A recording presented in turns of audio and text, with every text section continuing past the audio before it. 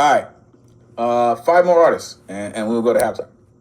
Coming up next, this artist comes through, and I'm really digging how fearless she is with her writing.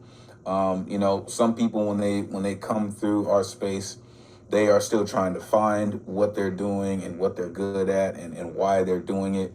And this artist has come through and is very, very comfortable in the skin of their artistry. And I really dig what she does, and I look forward to what she does every week. The one and only Dre in the building.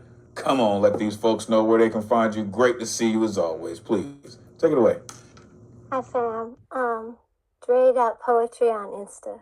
All right, so I stuck with topic, and for me, it's home. I'm displaced from Compton to Queens to Long Island. I don't know if anyone's local, but Long Island. So the title of this is You Off Beat, You Off Frequency. Long Island is a eugenicist euphoria, a suburb raised where council fires once breathed. Now, the only flames are crosses. Suburbia taunts in a violent vibration, invasive and barren as the white flight that built its malls and school shootings on the bones of the First Nations. I echo the frequency of their remains, vibrating with rage and with reclamations demanding a reckoning. The reckoning is already humming.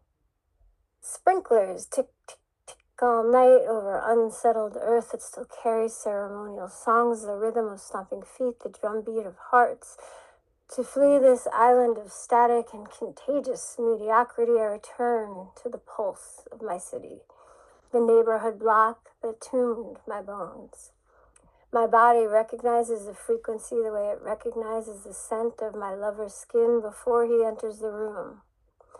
Harlem clears the signal before my eyes find the skyline. My neighborhood tuning itself in public.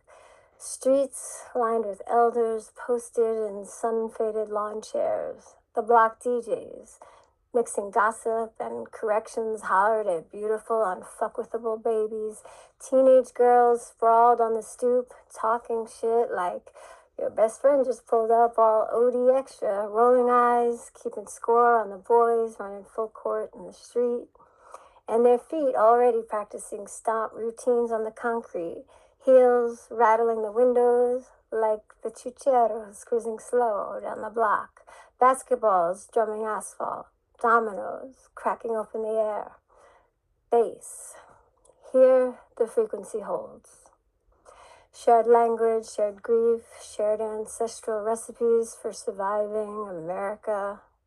Harlem, living archives everywhere where the flow so crisp it sticks to the bones. If you ain't from here, don't be here. The block already got rhythm and you offbeat. Poem. Better come through talking that shit, Dre, for real. Unmute yourself, give it up for Dre. Damn. Thank you. Yeah. Yeah, I don't think you have to be a local to get that.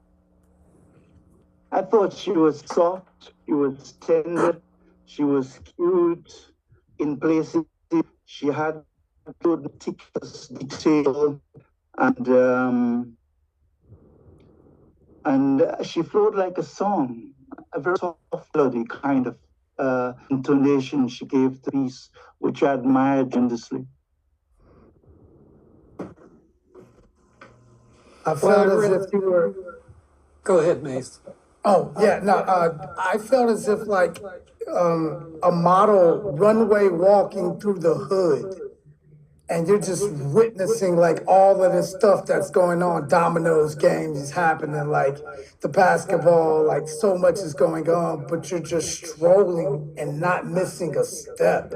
Like 'cause this is your world, like this is your runway. This, if you're not from here, then you're already out of step, like out of tune. Like it was dope. I like it. Yeah, kind of have kind of similar take to CP. I mean, I really like kind of start with this thing, suburbia taunts, and you know, fuck if it ever does. You know, it's you've been in suburbia, anybody? You know, it's got its own taunts. It does, on the surface, it might not be as harsh as downtown, but it's definitely got its taunts. And you this poem was organized around you said this idea of displacement, and I really enjoyed the kind of arc in Lanterns kind of talking about it, alluding to it in your tone, the tone you used, because you set this up as being about displacement, and then as Maze is talking about, you evidence this intense familiarity with the environment you're in, with this very florid, sort of local color that just is really the really dense and beautiful content of the poem. But the whole arc of the poem about displacement, and how the poem really ends on this kind of loving tone of belonging. And so I really liked that in the poem, the way you kind of traveled from the idea of displacement to belonging. Yeah, this almost seemed like a walk through the boroughs into upstate, just to let you know, you called it a eugenicist euphoria. Like, as soon as you went there, I was like, oh, okay, all right, I got you. The white flight that built its malls, between them running full court in the street, between the girls on the stoop talking shit, like, you gotta be there to know that's what it's like. You have to be fearless enough to walk the New York streets in order to hear all these things, in order to see all these things happening. And if you don't, you miss them all. You miss the beauty of the city because you're trying to get away from the noise, right? You mentioned the sprinklers.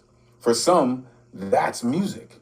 That's the only noise that they recognize, that they want to hear, right? It's not the trains, it's not the cars, it's not the sirens, it's that. And for the fact that you brought both of those into this one poem, that's amazing work, right? Contagious mediocrity, right? The land that's demanding a reckoning, like, yo, that's just work. That's just work. Thank you for that, for real. Appreciate you taking us on a trip to those boroughs, for real. All right, let's keep it going. Coming up next, just one of my favorite people in the world. She comes through